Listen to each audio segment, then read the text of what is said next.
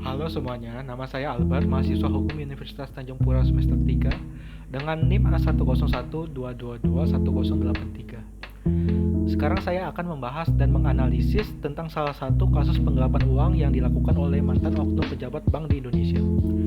Nur Hasan Kurniawan, mantan pejabat Bank Rakyat Indonesia Cabang Bumi Serpong Damai Tangerang Selatan, Banten, didakwa telah membobol dana nasabah prioritas senilai 8,5 miliar rupiah. Hal itu terungkap dalam sidang perdana dengan agenda pembacaan dakwaan oleh Jaksa Penuntut Umum Kejati Banten di Pengadilan Tipikor Negeri Serang pada hari Rabu 7 Juni 2023. Pada bulan April hingga Mei tahun 2022 dan Oktober hingga September tahun 2022, Nur Hasan membobol tabungan nasabahnya yang berinisial A, mantan pegawai Bank Badan Usaha Milik Negara atau BUMN itu secara tanpa izin dan persetujuan dari pemilik rekening telah memindahkan dana sebanyak 11 kali. Nur Hasan memindahkan dana milik A menggunakan fasilitas internet banking dan fasilitas internet banking bisnis berupa transfer LTGS ke rekening penampungan yang telah disiapkan. Pada hari Kamis tanggal 12 Oktober tahun 2023, Nur Hasan Kurniawan dinyatakan bersalah dan divonis dengan hukuman 8 tahun penjara dengan pidana tambahan berupa uang pengganti 8,4 miliar rupiah yang jika tidak dibayarkan akan dilakukan penyitaan aset-aset miliknya.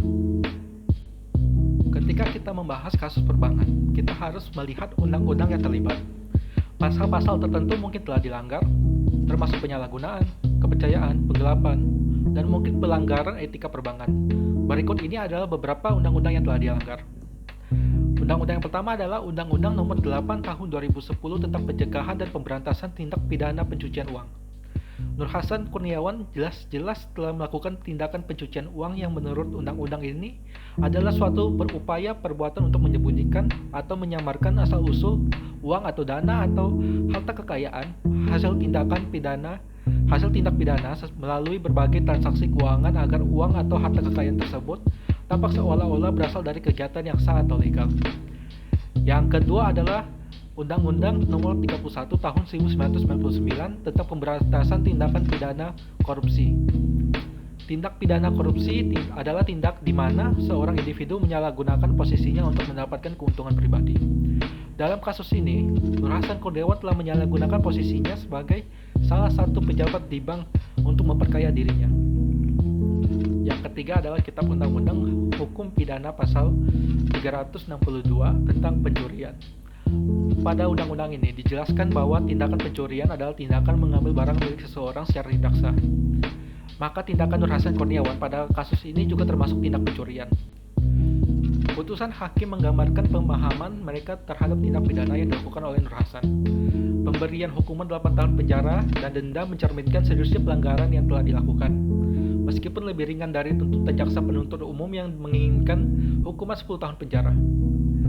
Pentingnya pembayaran uang pengganti sebesar 8,4 miliar rupiah menunjukkan upaya untuk mengembalikan kerugian keuangan yang ditimbulkan oleh bank dan nasabah. Ancaman penyitaan harta jika tidak membayar uang pengganti memberikan konsekuensi hukuman yang serius. Kasus ini juga menyoroti pentingnya pengawasan internal dalam lembaga keuangan untuk mencegah terjadinya kasus serupa di masa depan. Penggunaan rekening penampung dengan nama karyawan untuk menghindari deteksi merupakan modus operandi yang memerlukan perhatian lebih lanjut dalam memperkuat sistem keamanan perbankan. Berikut ini adalah kritik dan saran saya akan kasus ini agar tidak terulang lagi ke depannya. Yang pertama, sistem pengawasan internal. Terdapat kelemahan dalam sistem pengawasan internal Bank Rakyat Indonesia yang memungkinkan Nur Hasan untuk melakukan kegiatan dan pemindahan dana secara tidak sah. Perlu ditingkatkan keefektifan pengawasan internal termasuk pengawasan transaksi dan aktivitas karyawan serta penerapan teknologi keamanan yang lebih canggih untuk mendeteksi potensi penipuan ke depannya. Yang kedua, perlindungan nasabah. Nasabah prioritas dengan simpanan dana sebesar seharusnya mendapatkan tingkat perlindungan yang lebih tinggi terhadap kejahatan finansial.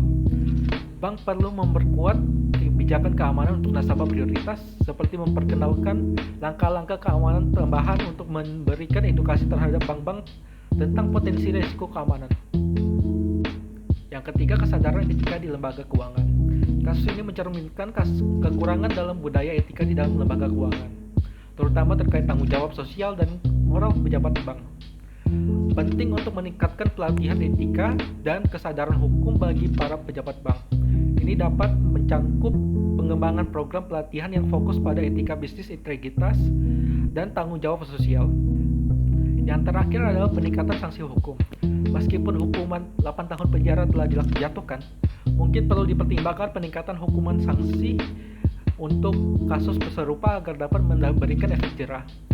Perlu dilakukan evaluasi kembali undang-undang dan peraturan terkait, serta mempertimbangkan peningkatan sanksi hukum sebagai upaya pencegahan tindak pidana keuangan. Sekian analisis dari saya, terima kasih.